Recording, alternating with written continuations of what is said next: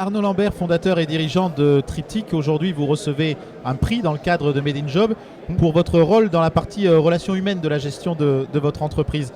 Qu'est-ce qui vous a amené à avoir ce prix aujourd'hui ?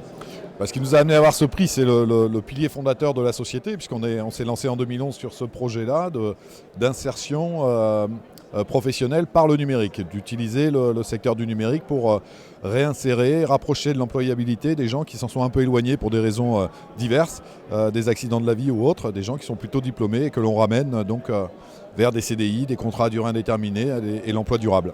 Ça paraît pas évident quand même, parce que s'il y a bien deux domaines qui semblent un peu éloignés, c'est celui-là, celui de l'insertion, et celui du numérique. En général, on n'associe pas facilement les deux concepts. Oui, tout à fait, et ça fait partie de l'ADN de Triptyque de partir dans des utopies un petit peu farfelues, et c'en était une au départ, et qui a bien marché, bien fonctionné finalement, parce qu'on s'est équipé aussi des bons partenariats, avec Pôle emploi en particulier, ce qui ne s'improvise pas non plus.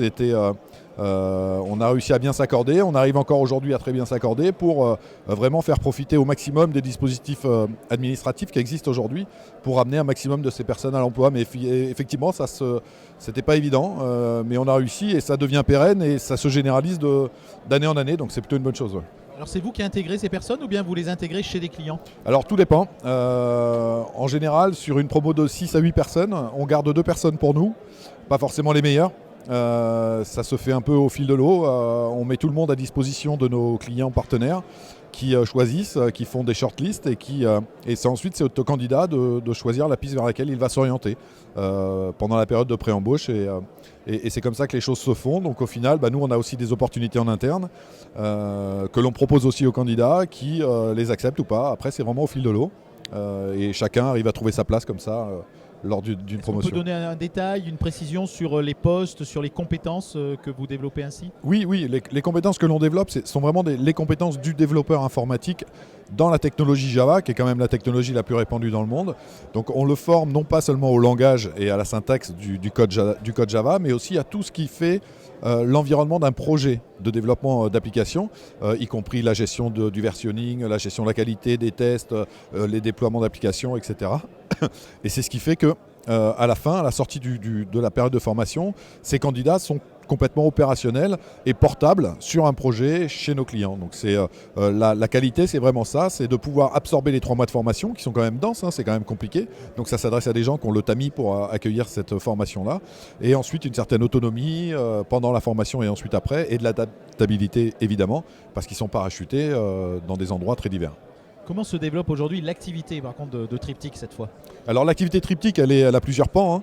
Celui-ci, évidemment, qui est économiquement intéressant, puisqu'on dégage de la rentabilité économique sur ce dispositif-là.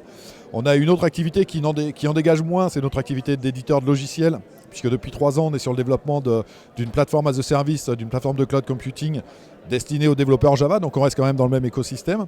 Mais ça, c'est une activité qui nécessite beaucoup d'investissement avant d'en avoir le fruit, d'en avoir le retour. On a lancé la version bêta il y a 1 an maintenant, on commence à avoir une bonne clientèle dessus.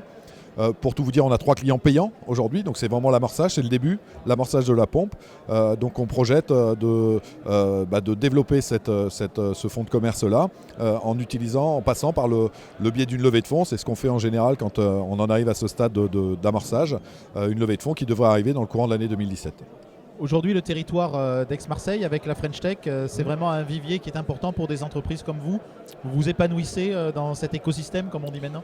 Oui, on s'épanouit parce qu'on en est vraiment au cœur. On travaille, nous on est dans l'IT, donc la French Tech est quand même très concernée par tout ce qui touche à l'informatique, à l'information et la technologie en général. Donc on est dans notre environnement, dans notre écosystème. Ça nous permet de trouver des clients aussi. Accessoirement, c'est pas neutre. Au sein même de la French Tech, donc un bon réseau.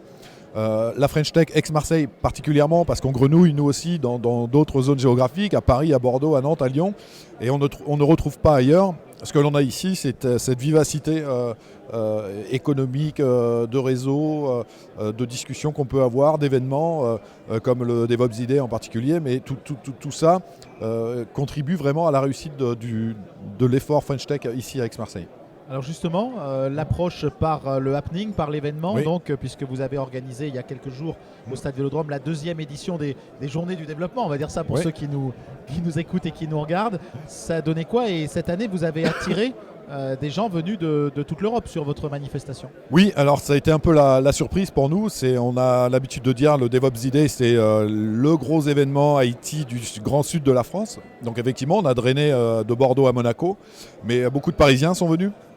Alors on avait des confs en anglais aussi, donc des anglophones sont venus, parce que les speakers sont les speakers qui font venir les participants.